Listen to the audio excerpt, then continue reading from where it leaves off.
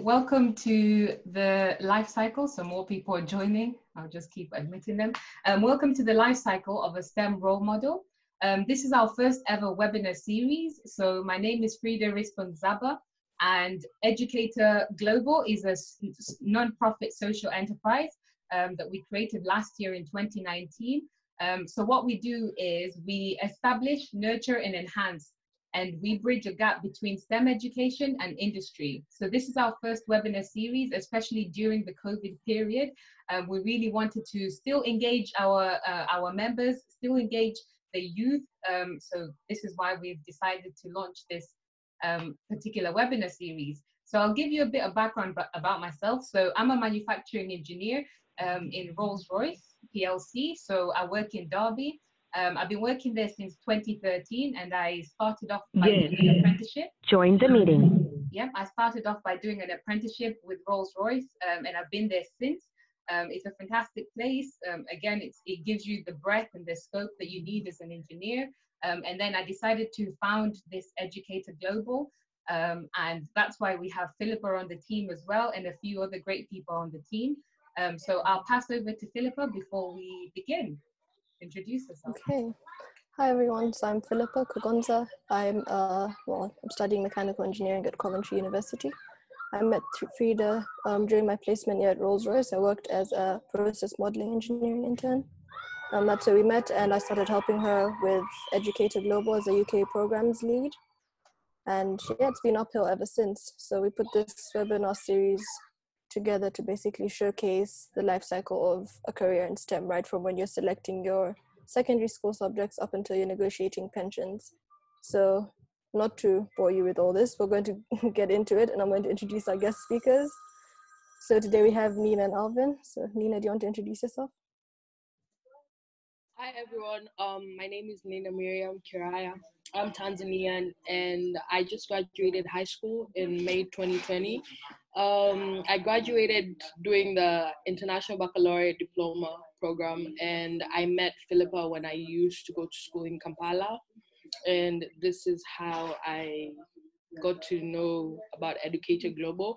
Thank you for being here, and I for some reason I really enjoy bowing down whenever I'm greeting older people. That's a fun fact about me. Thank you. I hope you guys enjoy this. Thank you, Ninah. Alvin? Hi, everybody. I'm Alvin Karanja. I'm 22 years old.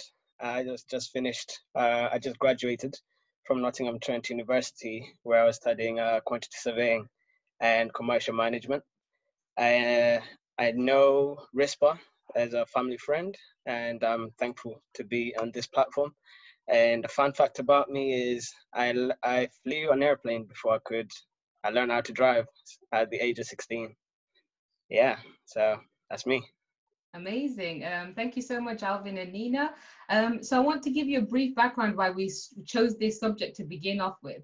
So as you can imagine, most of the youth, this is kind of their starting to pave their career. Selecting the right secondary school GCSEs or KCSEs, wherever you're based, is very, very important, because this helps you navigate through life and makes you make the right decisions. So for me, the way I got into engineering is through selecting engineering. So again, just pay attention. This is open up to parents. Again, parents, take notes for your children, open up to teachers, open up to people who are interested in this particular field. So we'll go in. The first question is, so what secondary school subject did you take? And we'll go with Ninah first. To start off, I had a really hard time selecting like my secondary school subjects, because I didn't know what I wanted to do. And like, in order for me to have like a breadth and a vast like majority of options for me to have as my career, I did mathematics extended, and then I did physics extended, I did chemistry extended, biology extended, Swahili. I did Swahili as a foreign language, and then I did English language, English literature, business studies, information and technology, and I did geography. Yeah. Amazing. Thank you. We'll hand over to Alvin. So what secondary school subjects did you select? So for me, so based in the UK, I chose my GCSEs at year 9, and this was on top of the core subjects, which is maths, English, and science. I had geography. Geography, I've always liked geography since I was young. Even it was something that my mom saw that I was really into, and she encouraged me to continue studying it. And then secondly, I had applied science, and this is because in piloting is what I was looking forward to get into. So I needed more of a practical based science in terms of physics. So I chose applied science on top of the double sciences. Music performance, this is more of an interest, talent as well, because I play drums and keyboard as well. So I chose music performance in that. And then communication, business and communication. And this is to capture um, the digital world that, since for years we've always moving into software applications. So I chose business and communication studies. Yeah. Okay. These are all like really interesting subjects. So what was your thought process behind this? Because not all of those are STEM based. I thought you would have said just all the sciences, but then you're telling me about music, and you talked about geography as well. So what was your thought process behind this? Right. Oh, okay. So the first thought process was thinking about where I wanted to be in the future. So thinking the future backwards, and then working out, okay, from what. Sorry to cut you short, Alvin. Frida, do you mind switching the slides, please? Yes. Yeah. Okay, go on, Alvin. Sure. So where I wanted to be in the future, and then working out to university, backwards to A levels, backwards to GCSEs. So at that time, I was comparing what is required in piloting. That was my career aspiration. And also what I enjoyed as well. It was really important, and was what I was good at anyway during my GCSEs. Those were the first thoughts. So thinking of the future backwards. Secondly, having a balance, because again, this is not saying that I was choosing an easy subject. This is from an interest background of having a talent in music. So at that time, I wanted to sort of have, in case the compulsory thing I was looking into piloting and stuff like that, did not work, I could get into the entertainment world. So music performance, that's where it came in. Okay, so it was sort of one of those situations where you're not putting all your eggs in one basket, and you're sort of keeping your options open. Okay, that's a good way to look at things. Yeah. So that was the second process behind that. And then I was also really advised. I mean, we had our parents' evening, stuff like that, to go see each and every teacher in every course, and then they give you more advice in terms of what you can get from that course. And beyond the parents' evening, there's also, you can go see your careers advisor. So I did go to see my careers advisor and told them what my goals were. And then that's where applied science came in, because of having a more practical based science in terms of doing piloting, physics. So that's where applied science came from. Yeah. And seeing your careers advisor. Cool. What about you, Ninah? Okay, so selecting my IGCSEs was rough, and the process was harder than I anticipated it to be. I had a lot of advice and pressure from different people, from like my uncles who wanted me to become a businesswoman so that I could take and carry on from the family enterprises, to my mother who wanted me to pick up from her cardiology career. However, because I had not explored the subjects that had interested me, I could not make like a firm decision. And so I aimed to have an open-end choice of subjects that allowed me to explore my interests. So the good thing about me in school is that I was recognized as an overqualified candidate because I showed academic strength throughout like most of my subjects. But at the end of the day, I decided that the reason, in order for me to have a balanced selection, I got advice from the right sources. In this instance, I excluded my family members from helping me with my career advice, because I did not want to in their expectations and light, or have them correct their mistakes through me, or use me for a competition for the perfect career. So for this, I sought advice from my subject teachers because I felt like my teachers knew me better academic wise and my potential with that subject. And like for example, like subjects like geography that I was not strong at during exams, I selected it because I had the option to submit coursework as part of my final grade. And then I spoke to my career advisor from school, and I went to online forums to search for ideas that could help me decide what career path I wanted to take. And then also I attended multiple university fairs to get an idea of the grades, subjects, and courses they offered that would allow me to get like a scholarship for and get into the university. And then at the end of the day, I believe that the choice was mine. So I decided to analyze myself, and I decided the subjects that I was good at, the things like the classes that I was particularly very interested in, like the ones I enjoyed in when I was in class, not the ones where I would enter class and I would be like, oh my God, I'm going to sleep now.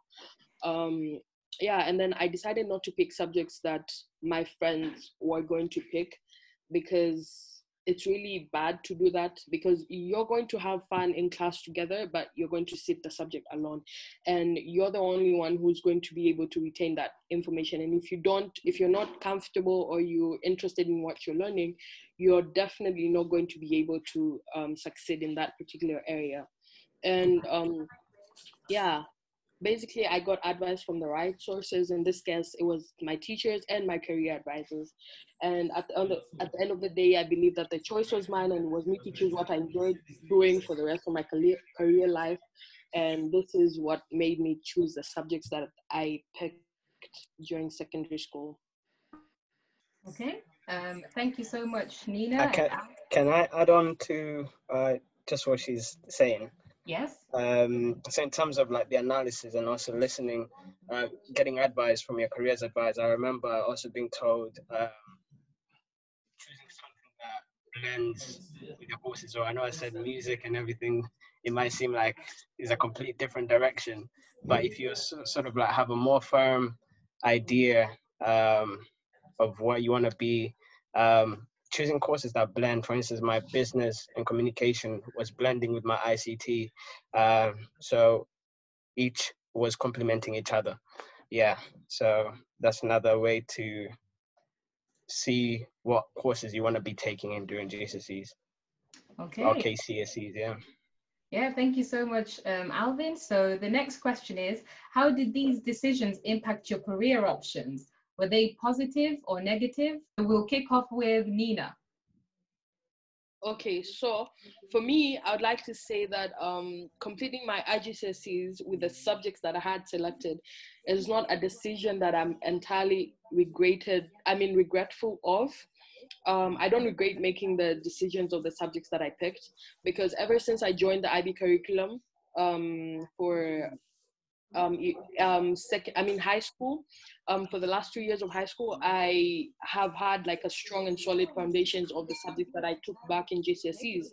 And I was not limited to like a specific career because of the range of subjects that I had, because I could do computer science because I had ICT, I had English, and I had business. And then I could also take business and economics because I had mathematics extended, I had business studies.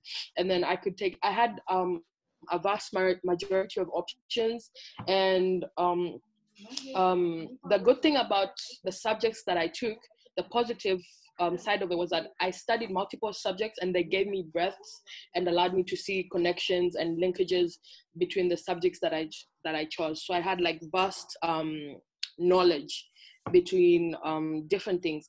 My critical thinking skills became empowered because I had vast knowledge to learn from, and this made my responsiveness towards important global issues change. I was able to explore subjects and interests and created more options for my career path. I would say the negative bit of it was that it was difficult for me to maintain when it came to revision, because that was a lot of knowledge that I needed to retain. It was a lot of things that I needed to take in to prepare myself for the exam. But because I enjoyed majority of these things, I just mainly used to focus on my really, really hard subjects. And for this case, it was really geography. It was also physics. And I had more time to revise on those two things because those are the subjects I struggled the most in. Thank you. So Ninah, just a question there. So how did you prioritize your timing? So you're doing a vast loads of subjects. How did you prioritize this? It was very hard for me to actually prioritize because I'm not a morning person in school, and most of my like the classes where I was strong in were during the morning. For example, biology, chemistry, and English. They're all during morning hours, and so in the morning I wasn't able to focus. And when it came to my revision hours, I needed to, balance what I did not take. I mean, what I did not understand during my morning classes and what I actually am struggling with academically. But I made it like a priority, like, okay, because I struggle with physics and geography, I'm going to be studying these things every day for 30 minutes before I go on to my actual revision timetable. So I had that time frame where I would be like, okay, right now you're not doing anything, Miriam, just go and sit down and do geography. I struggle with geography more because I don't know, that was a lot of global knowledge I was taking in, and until today I actually don't understand quite a lot of things in geography, but I managed to do really well in my exam because I had priorities. Like, I knew those physics and geography were the subjects where I struggled the most with. Okay, thank you very much. We'll move on to Alvin to answer that question. Yeah. Yeah. So for me, the GCSEs did have a positive impact. So towards my career options. So at the time, the major influences regarding choosing courses for piloting and quantity surveying, which is what I do now. At the time, I was not firm in that. It was somewhere in the air. So, but in terms of the influences regarding those courses, they needed the core subjects, which was maths, English, and science. And geography, which I chose, had the biggest impact, a positive one, which complemented both careers because, for instance, collection of data from land terrain and weather data conditions, or even effects of natural disasters, those directly impact both industries. But ultimately, quantity surveying is like a broad career, which with several paths that you can go into. Therefore, it turned out that later, even though I enjoyed my courses and everything, they're more of a desirable courses rather than mandatory, if that makes sense. Yes. Yeah. But it was still, it had a positive impact. For instance, even like adding on regarding how I balance them. For instance, my examinations or assessment, some were practical based, like in the sciences and music performance. That was recording, doing a drumming video, and you still have the maths as well. Which maths I think was the one I struggled with the most, but we had our teacher did organize a group in the morning, like a morning session just before we kicked off the day, to have sort of like 30 minutes or so for people who signed up to those kind of like sessions where they needed extra help. So we and that did help me towards my examinations and passing in maths. So you took advantage of what the school offered. So going to those extra activities, extra lessons at the start of the day. And yeah, okay, that's great. Yeah. I think it's amazing that you'd actually do that if it's a subject that you really struggle with. Most people would like shy away from it and sort of just say, I'm not good at that, so let's sort of just leave that on the side. But the fact that you put in the extra effort and you, in the end, you did end up passing it, didn't you? Yeah, I did, yeah. Exactly. Okay. And at least the hard work paid off. It does pay off. That's one thing a lot of people need to note, that if you've got a subject that you're not really strong at, but you know that this subject will be able to give you the career you want. For example, for me, maths is not my strongest. Even though I'm an engineer, I had to work hard for that. I had to get extra tuition lessons, which were like 30, 40 pounds every week.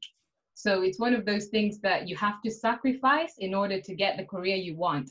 So just because you're not good at maths doesn't mean you can't be an engineer, because you just need to be able to work hard, study, pass the exams, and understand it. For me, I'm very detailed. So if I have some time, I can solve the problem. But if you put me under the spot, I can't solve the problem. So just bear that in mind. Be able to take extra lessons. Don't feel shy about doing extra tuition lessons. At the end of the day, it's you and yourself and your career. So I'd like to add on what Frida and Alvin have already said. Generally, I think it's important for everyone to be honest to themselves. Like, be honest. Don't lie to yourself. Like, okay, you know, I understand that, when in actual sense you don't understand. Or like, exactly. I can do that, when in actual sense you can't actually do that, because at the exam you'll be very stressed, because I mean, an exam is like a repetition of every single thing you've done in class most of the times. So if you're not honest to yourself, it's going to be really hard to actually know what you struggle with and what you don't struggle with. No one is perfect, so just be honest to yourself. Yeah. Thank you. Thank you for that, Ninah. So now that we've talked about the subject selection and the thought processes behind this, something else that I know people struggle with a lot is revision and retaining this information. So just posing this question to Ninah and Alvin.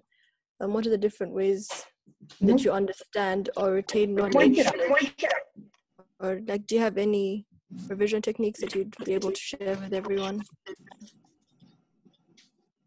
Okay. I'll start with you, Ninah. Okay. So for me, sorry, can everyone mute their mic? Yeah, because we can hear some conversation. So just make sure you're on mute. Thank you. Okay, for me, I've always struggled to find like a perfect and accurate way to retain knowledge and to remember things.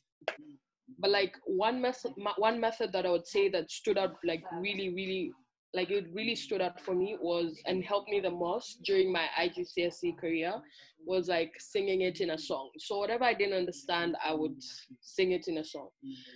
For instance, I couldn't differentiate, like there was a period of time where I couldn't differentiate between the definition of pollination and fertilization. And so I made a song for pollination, which actually, I didn't actually make this song, but Philippa taught it to me. And then from there on, I just learned that, okay, I'll just be doing things like this. So she taught me the pollination song, which goes like, pollination is a transfer of pollen grains from the anther to the stigma. Pollination, it is. So once I sang that song, I knew that, okay, pollination is this. Now I know what fertilization is. And essentially what I would do was like just apply definitions and or concepts that I struggled to remember and understand into a song format. Yeah, for instance, the one that I just shared with you. Additionally, from an online psychology source, I saw that 90% of what you learn is when you teach someone. So or like use it immediately, but like it's really hard to, like, especially in like science concepts, it's hard to use what you've just learned because you don't have the facilities for that. So, you know, I would just like teach people, or just like talk to the wall, pretend I'm teaching it, or have physical conversations with myself in my room. Like I'll just sit there and be like a teacher, a very strict teacher, because I was very angry, and it was just like you know, like I had my own room, so it was a good thing that I would sit there and just talk to myself, talk to the wall, talk to my bed, talk to my pillow. I had a doll with me, so I'd also talk to that, and I would just always talk to people.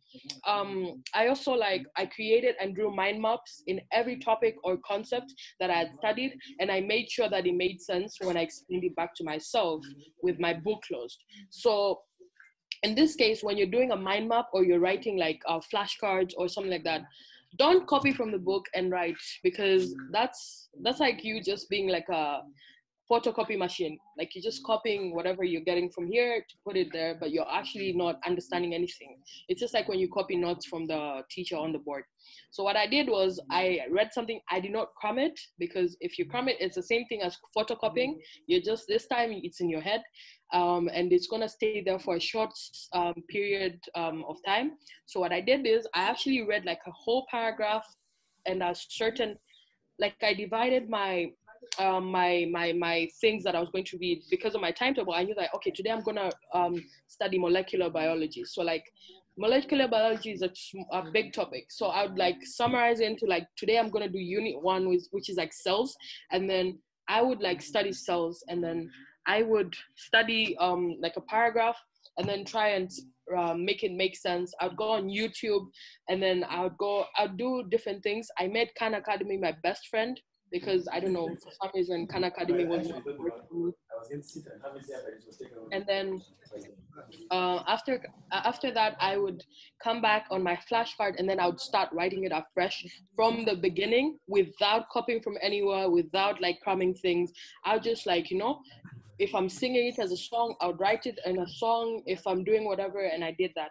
And then my mind maps actually helped me. They work pretty much as the flashcards do. It's just that this time you write like a small topic in the middle, like your topic in the middle of your page, and then you start like drawing arrows. And then in the end, you realize like with the whole of molecular biology, all the units have connections, and eventually they'll start like making sense into your head.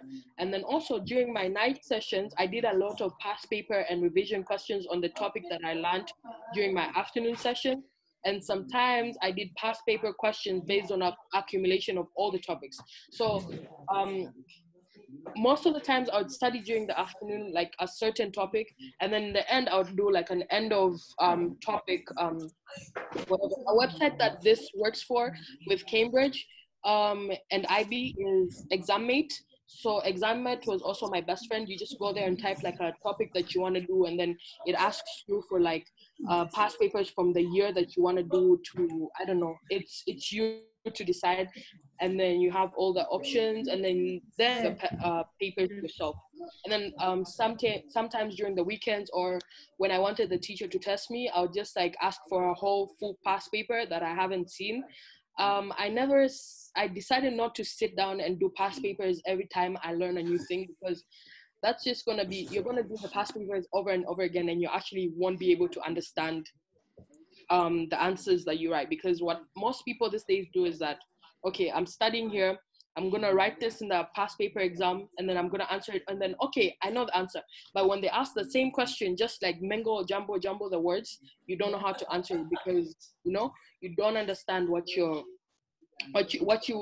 generally studied. So the mind maps helped me. And even like the times when I wasn't able to study because I don't know, for some reason my mind was not settled, I would just like take my flashcards and go through them, or like my mind maps. And then once again, I used to talk to myself quite a lot. I used to even shout. I used to slap the table. Yeah, my doll went through it quite a lot, because, you know, I made it like something like, okay, you know, doll, you're not understanding me. And then I would like, you know, I was very honest to myself generally. Like I would say, Miriam, you don't understand this. Please go back and start again. And I wouldn't just go to the bit that I don't understand. I would go back to my whole like paragraph and once again start from the beginning to make it make sense.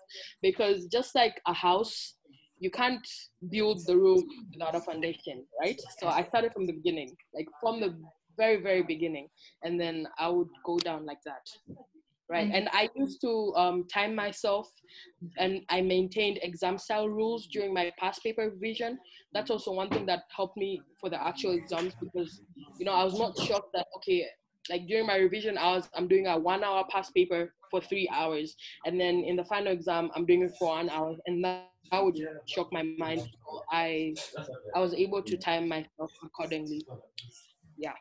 And I think the way that you've just mentioned that you usually talk to yourself in order to study, that's the same with me. So for me, I would use my mom as the student and I'm the teacher. And I would be like, right, we're going to teach you physics. We're going to teach you what moles mean. You know, so many different things my mom has learned, even business studies. I feel like she can sit an exam. And that's one of the best ways. So as you can see in the learning pyramid, teaching others is one of the best way that you can actually, you know, get things in your mind, because at the end of the day, that person doesn't know what you're trying to teach them.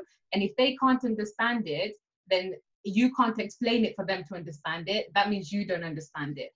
So that's a fantastic tip. And thank you, Ninah. We'll move on to Alvin. Mm-hmm. Yeah, I think starting off with talking to yourself. is all that did work for me. But I would use my mother tongue. So I'd convert English words into my mother tongue, which I sometimes do understand better. So yeah, that's how I would talk to myself in my mother language, which is Swahili, and then that and Kikuyu. So yeah, and that way I'd keep it. I'd keep the information in my head. You can be a Kenyan lecturer then, Alvin. You can teach in Kikuyu. Yeah. So yeah, for the Kenyan students, watch out. So yeah, so that did work. Secondly, I decorated my walls. If you can go to the next slide, yeah, I was actually, I think the only room that did not have a posters was the ceiling. And then so like each and every morning I'd wake up, and if I'm putting my shirt on, my tie, I'm standing in front of a poster and I'm reading what's there. For instance, like geography, it's like tectonic plates. Yeah, I'd just be there tying my tie, which is a bit of a struggle. So you're gonna be there for a while, and then you see yourself actually done a whole poster, you've read it, and that was in the morning before I went downstairs to have breakfast, or just before I went to bed. So yeah, so decorating a room works. Also playing revision games through BBC Baptized, and the other one School. So these are all websites that you can go to, and I do revision topics there through games, because it's something that you are timed. It's quick and snappy. So Sorry, Alvin, I've just muted everyone. Can you unmute yourself? yep, it's okay. Yeah. So I was saying there that BBC Bite Size and School websites, they have kind of like game revisions, which you are timed, they're quick and snappy, so you'll be able to go through different topics. For instance, just adding on into even what Ninah was saying, sometimes reading a whole chunk of something does not work. And if you're trying to do that over several subjects in a day, and you've got your exams coming up in the next, I don't know, next week or so, you won't be able to go through all that if you get sleepy like me, if you read a lot.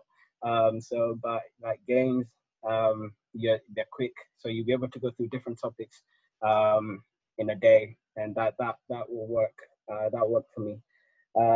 Cue cards as well. I was using cue cards and turning, so if it's something that I can turn into a diagram, like a little flow chart or something like that, and turn information into that, then I'll put that on my cue cards.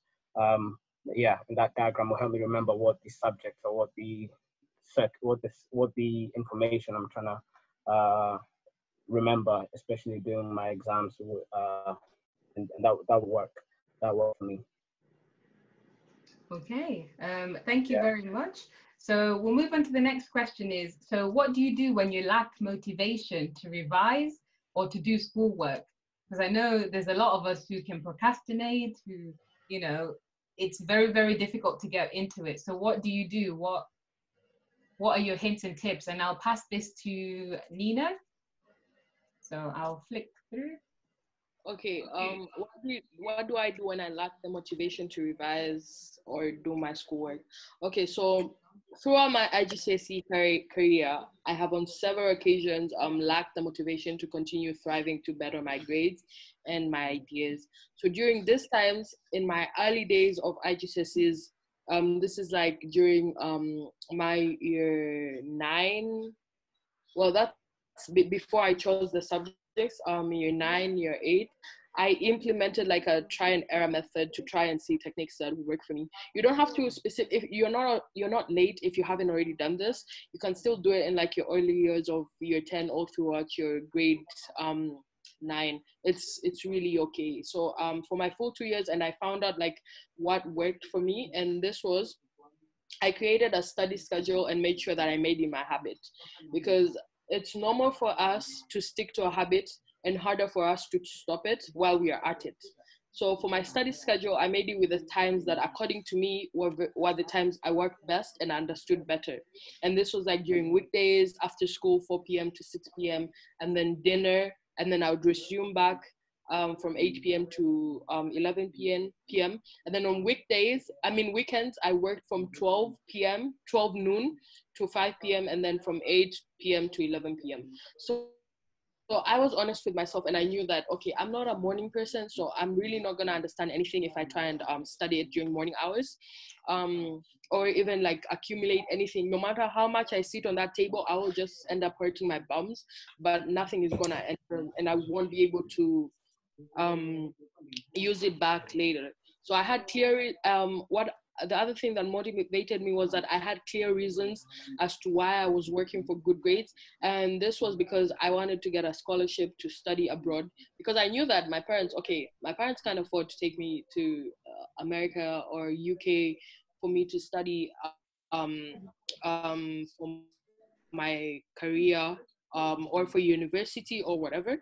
So I made it like something like a norm for me to get good grades, and I had to work hard. Although it's very difficult for average students to work hard, and but I would suggest you define your why. Like, why are you working for this? Why are you working hard to get good grades? Like, why are you studying? Like, why are you this?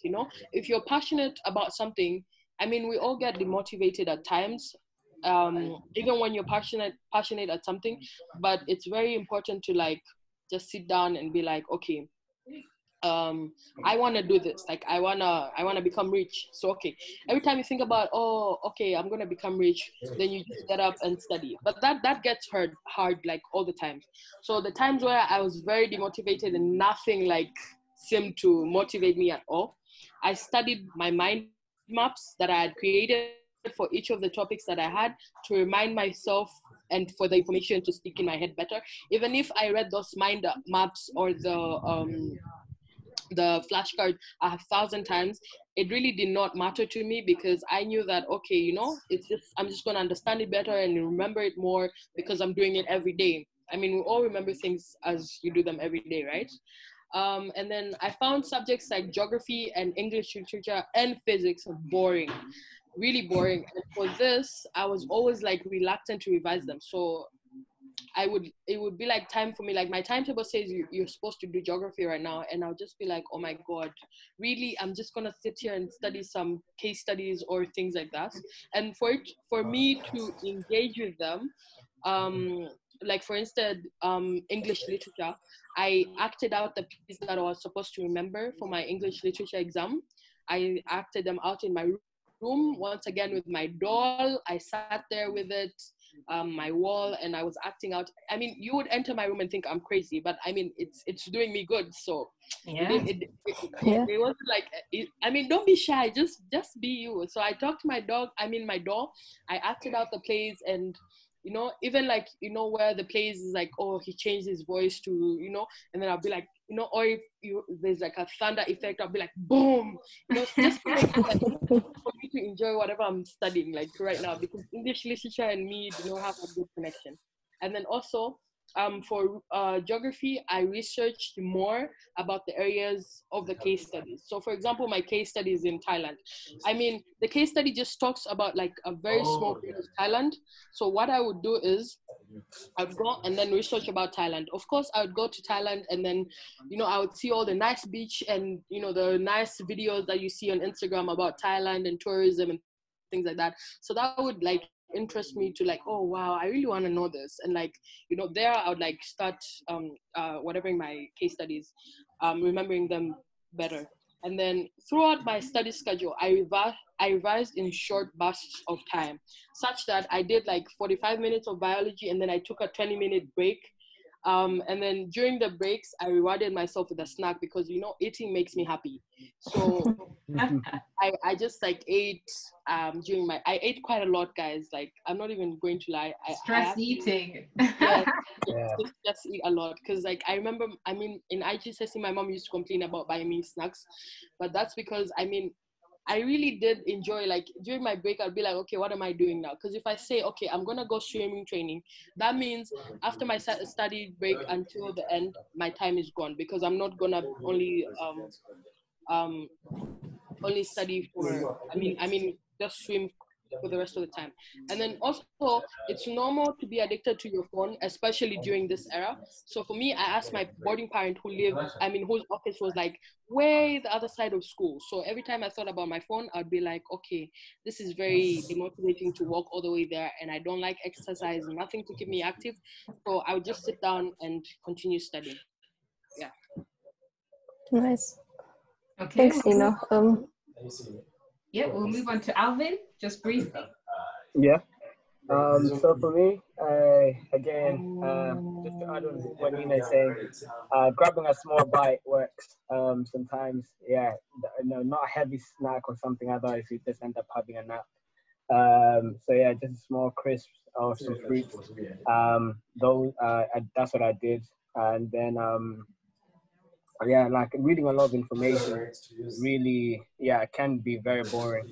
But what I actually do, which Oh, hi, Alvin. Could you unmute yourself? I've just muted everyone. yep, that's okay. So I was just saying, so on top of the grabbing a small bite, actually, when I was in my uni, because I was staying by myself, like I have this little American football. It's about just tiny little football, about 3 inches, or a rugby ball you can get and actually play squash with yourself, which may sound as odd, odd, but actually what happens is that it does kick my energy back up, because the thing is, if I chuck that ball against the wall, that ball very handful times is going to come back to me. So you have to, you don't know what direction it's going to go. So that actually warms me up, and yeah, my energy comes back on. So and then after that, maybe I do that for like 10 minutes, 10 good minutes. Then I go back to do whatever question I was doing, 1 or 2 questions, or read 1 paragraph, 2 paragraphs, and then do the same again. Secondly, I also there put washing your face yeah, with cold water, or actually taking a shower. Yeah, actually cold shower, that is. So yeah, it did work for me a few times, because yeah, like I said, you just, when I lose the energy, that's it, I'm gone. I just want to have a nap. So yeah, I'm taking a shower, washing your face with cold water. Yeah, that worked for me. Um, yeah, I think that's it actually. Also, to add on to what I was doing during the GCSE, because my school, my secondary school, is only 10 minutes away from where I stay. So, and when I came back home after a long day of school, I was just tired, and I just want to put my feet up. I just want to eat.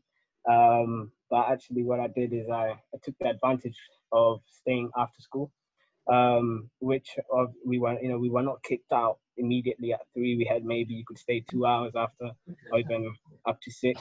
And this was not only my decision. Me and my friends, we got together.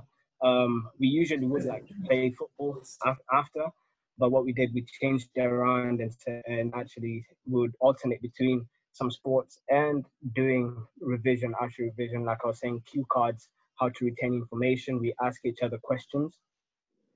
So yeah, so I took that advantage of staying after school, and then it was like 2 hours, 3 hours after, and then when I came home, it's just to rest, eat, and then this allowed me to sleep early, and then wake up early. Usually, the help of my mom, she'd wake me up. Not every time. I know sometimes you just want to lie down, get proper sleep, especially during the days whereby it's the exam period, exam season.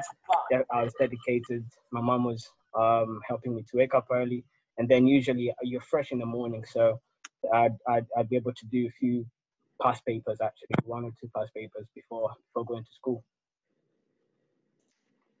I would just like to add on like a small thing. During exams, I don't know. I'm not saying you should not do it, but it's important not to like right before, like an hour before or 30 minutes before an exam, you start going through a whole textbook. That's quite stressful. Like, I mean, if you don't know, you don't know. It is what it is. Just go with whatever you know already, and you'll be fine. You'll really be fine. I mean, because when you go and open textbook right before an exam, you'll be like, oh, I don't know this. Oh, I don't know this. Now you start panicking, and then whatever you studied before is just gonna like evaporate into thin air because you're stressed. And yeah, I mean, you should not do it. If it works for you, that's fine, but I don't recommend it. Yeah, I think I'll, 100%. Sorry, go on, Alvin. yeah, I was saying, I mean, in that previous slide, I also had goal setting, setting goals for yourself. What kind of revision do you want to achieve by the end of the day? What past papers do you want to complete before the end of the day? I had a goal setting there, which is important. Is just what Ninah had said. What's your why?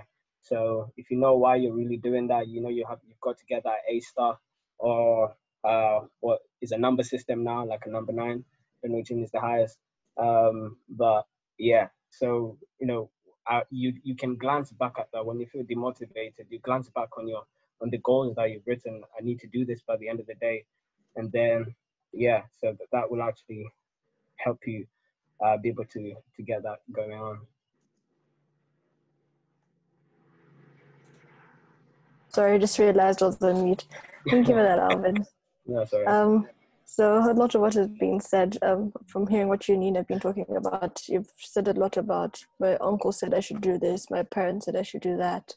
What impact did your parents have on your career choices? Just briefly, so then we can open up to questions in the last few minutes left. Thank you.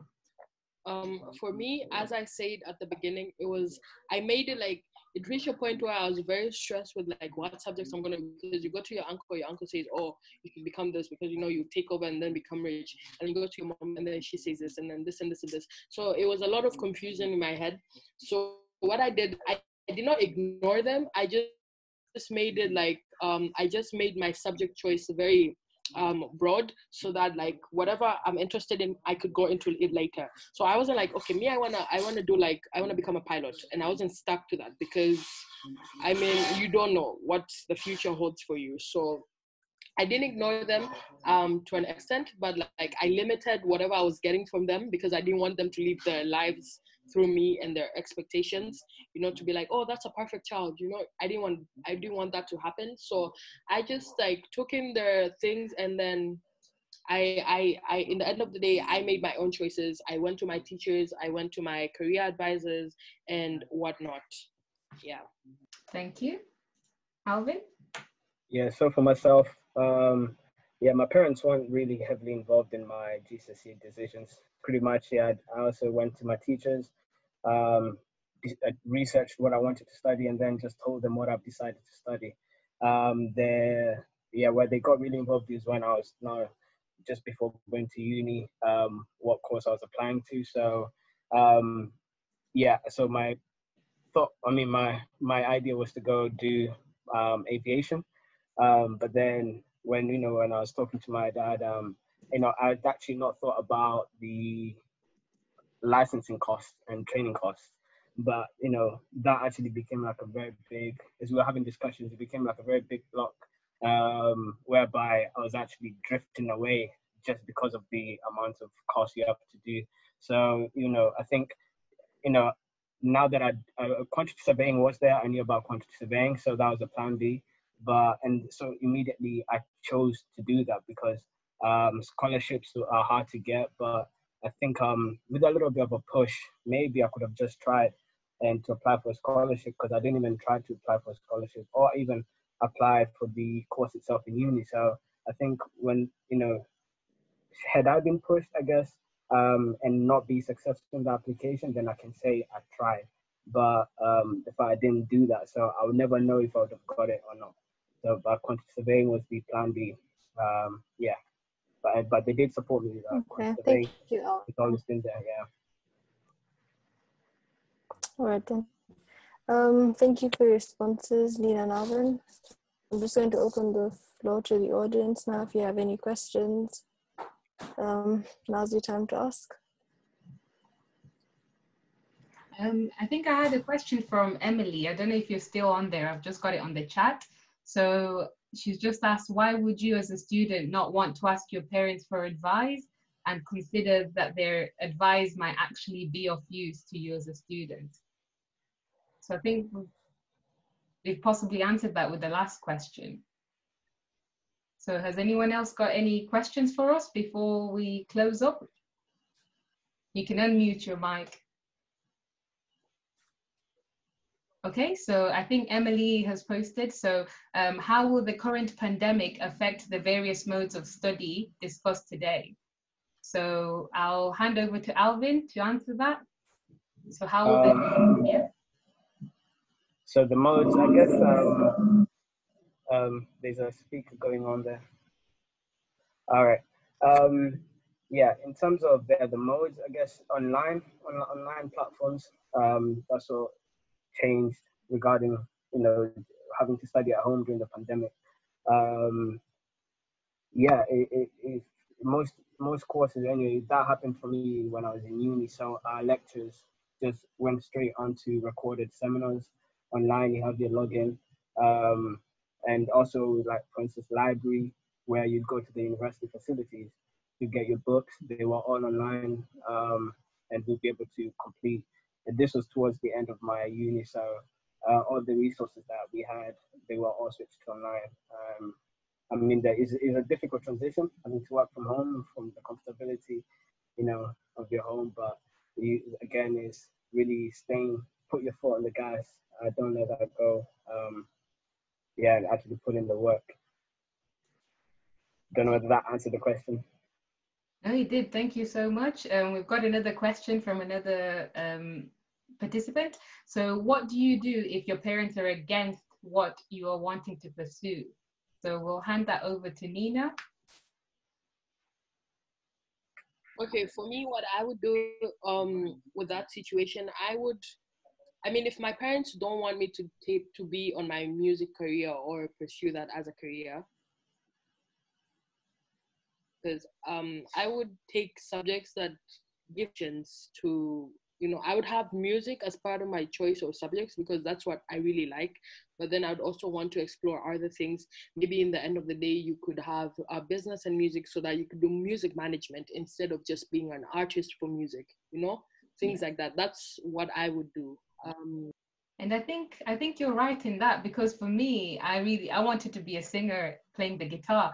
And I remember my mom and sister were like, is that a proper career? And they diverted me to do engineering in my GCSEs. And I think that really opened up my eyes. Similar to what Ninah said, I was able to pick music and do engineering at the same time. And then I later on realized that music is a bit boring and you have to study the history of music. You have to learn how to read the notes. And then I was like, I prefer engineering. It's more hands-on, more practical, and it's a great career. So yeah, that was from mine. I've just got a few questions. So how easy is it to change careers within STEM if one doesn't work out? So I'll pass this on to maybe Philippa.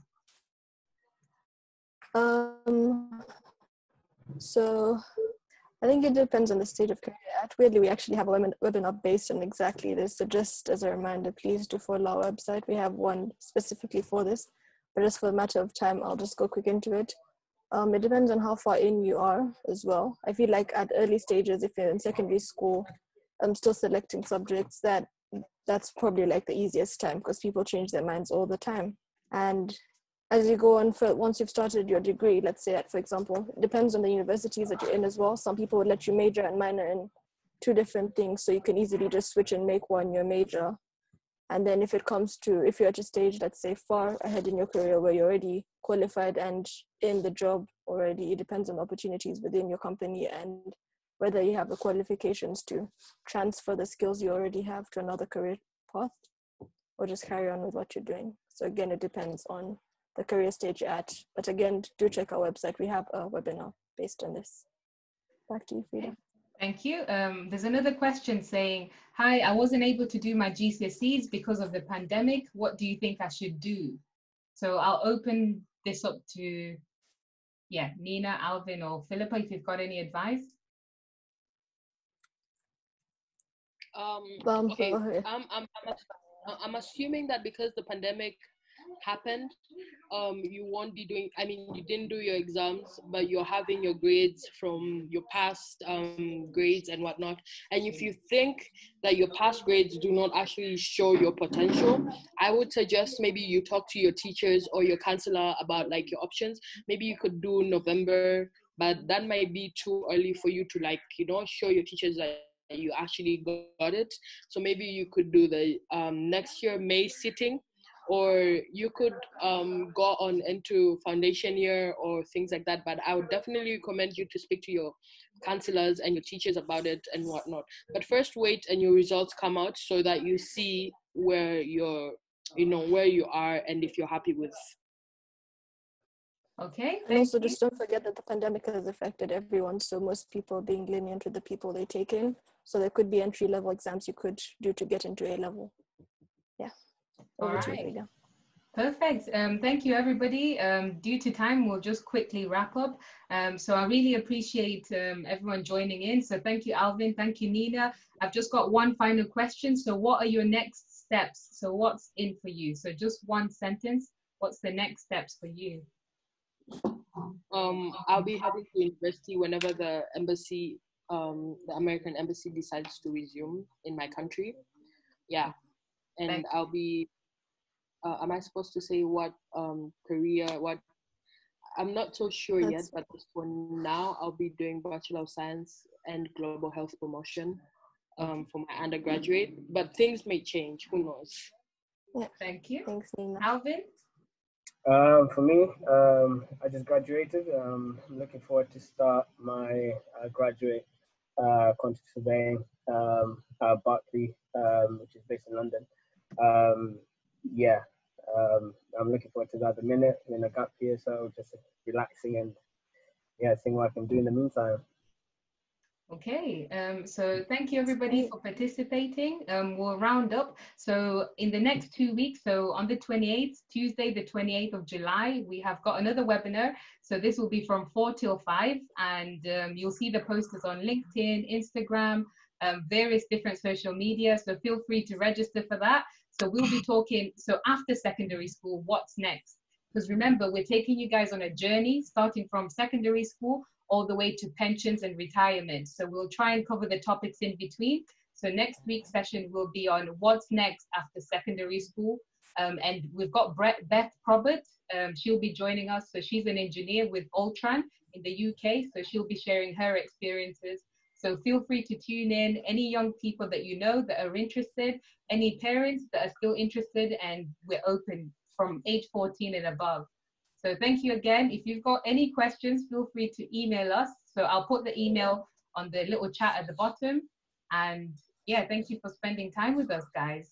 So Philippa, have you got something to say before we round up? Just echoing what Frida said, thank you. Really do appreciate all of you that have come to this, and please do keep an eye on our website for our upcoming webinars. All right. Thank you. Thank you.